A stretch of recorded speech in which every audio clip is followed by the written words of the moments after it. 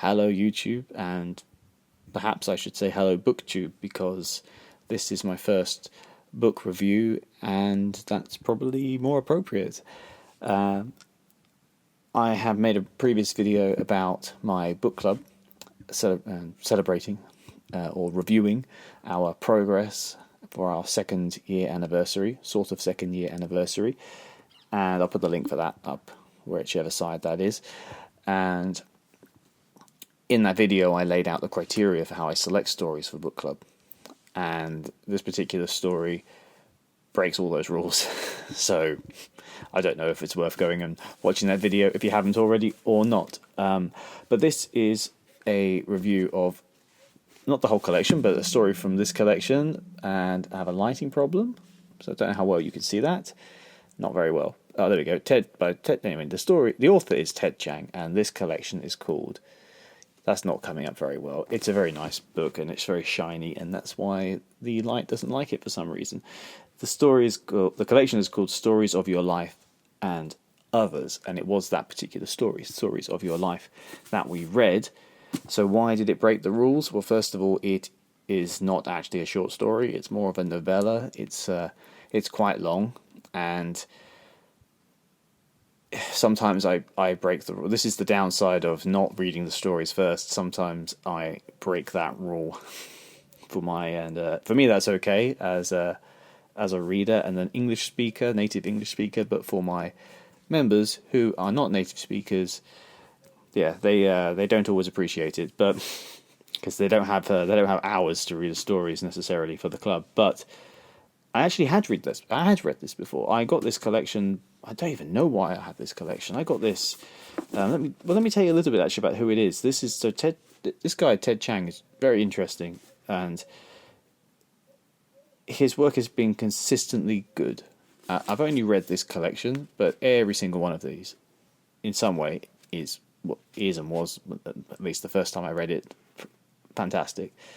And he is not really he's not a writer per se, in the sense that that's not all he does. He's a tech guy, really. He's a computer scientist. He's clearly knows a lot about science, though. He knows a lot about a range of topics, and this is what he does on the side. And for that reason, he has not published hundreds and hundreds. You could probably read everything he's written in a weekend, or published, should I say, in a weekend, but they're all consistently very high quality, and he's won many awards for many of his stories. So he is a modern science fiction short story prodigy. I don't know if the prodigy is not the right word. He's in his late 50s, but he's fantastic from what I've seen so far, and I tend to go back over everything and read all of his works to see if I can say that afterwards with a more critical eye that I have now. But when I read this a few years ago, I think I just saw a recommendation for it. I think I saw this probably on a post somewhere. Someone recommended it, and I got it, devoured the whole thing, and I got my club to read it again. Actually, we read it in August of last year.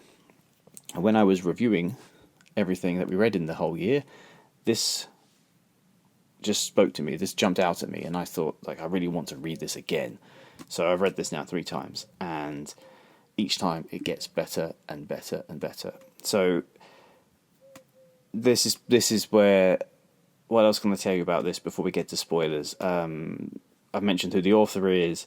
I'll give you an overview of the story. So the basic story here is aliens have landed, and they need a linguist, or someone who's an expert to go, or experts to go and try to decipher their language. They have dropped all these television view screens around the world in 112, I think, different locations, and there are teams of scientists going to these screens, just like we are across Zoom, across YouTube. They communicate with each other and try to work out their language, and in the process, it changes the people who learn the language in a way that I can't say anymore without ruining it a little bit. And that's all I can really say. So if you don't want spoilers, you need to log off now, because everything I'm going to say about this is going to spoil it for you otherwise. And it was actually made into a film, and the film was called Arrival. It came out in 2016. I did watch that last year for the first time. It's okay. It's okay. And, of course, if you love stories and you love a particular story, you're almost always going to be disappointed by the film version. Lord of the Rings being a great exception there, perhaps, for me anyway. And you can watch the film. I think you should read the story. Personally, I think it's better, but the film's okay. So, why does it change her? Why does the main character, I've forgotten her name now, the main character, why does it change her? Well, it changes her because the way these aliens think and operate is whenever they say anything, or write anything, should I say, they have to know the entirety of the sentence, the paragraph, whatever it's going to be. They have to know the whole thing. And then when they start, I think they used the word, it's logographic. So I think that was the right term. And so they're all these lines. But it doesn't matter how you write it, the whole thing has to integrate into itself. It's not an alphabet, it's not a script. And this only works if you have these aliens, their ability basically to see everything at once. They see the end result of what they're going to do. How does that manifest itself in the world? Well, the story is told, it jumps back and forth. It's not a linear story at all. It really jumps. It starts in the past, and the end point, if you like, is in the middle, and then it jumps back again to the past for the end. It jumps back and forth because throughout the story, the woman who is the narrator, she's remembering what happened and I can't say too much about I'm trying not to give too much of it away, even though I said I'm going to spoil it a little bit. And for that reason, it's very difficult for me to actually give you a good quote from this story, because I did think about it. You just don't get the sense of it. It's quite plain writing. If I just read a random paragraph or sentence, it wouldn't really impress you. But it's the way that these two parallel stories, not parallel, but they jump back and forth, are how they unfold is fantastic writing, especially once you know what's going to happen and you read it again. This story is a fantastic reread, because every time you reread it, you understand the genius of Ted Chiang. I don't know if I'm saying that right, Chiang, even more. But it's hard to speculate exactly on the philosophical underpinnings of the story, because he actually has notes in the back where he tells you what his key point is. So for me to add my own speculation is kind of meaningless. But it's only a small paragraph, so I think I can add something and say at least that's what I thought. But we'll start with what he writes at the back in his notes. So in his notes, he says that this story came from the idea of Fermat's principle of least time. And if you haven't heard of that, I hadn't heard of it either. There's actually a picture in the book. Oh, come on, light. Don't ruin it for me. There we go.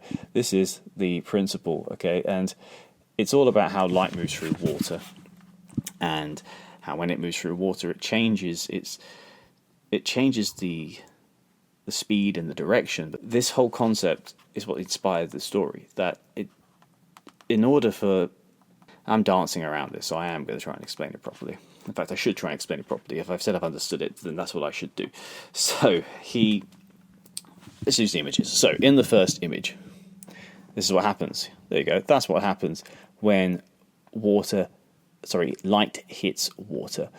And the point is that even if it were to hypothetically travel down that straight line, it would still take longer because light travels slower through water. So actually, that line that it travels is the fastest way for light to get from point A to point B. And this also applies if you try and make up some imaginary lines to try and shorten the distance it would have to travel in the water. It would still be faster for it to go on the route it travels. That's Fermat's principle of least time. And that is the underpinning of the story. In fact, I can quote a little bit here. It says, any hypothetical path would require more time to traverse than the one actually taken. In other words, the route that the light ray takes is always the fastest possible. That's Fermat's principle of least time. I could have read that. That would have been much simpler than try to explain it myself. So, how do you write a story about that? Well, it's really hard to put. I should have thought more about how I was going to say this. I thought honestly, I thought I'd wing this a little bit. I thought I'm going to get better at these videos by making them. So, thank you very much for your patience so far. The point is really that I think, so now we're going to get away from what Chiang says and into how I interpreted the story is, it's really all about free will. It's about free will because the narrator, the main character in the story, as she learns this alien language and as she goes through these changes that change the way her brain works, she develops this ability to basically see everything at once. She sees her entire life, she sees her future, she sees the future, the past, the present, but it's all the same to her. And then she's faced with a choice.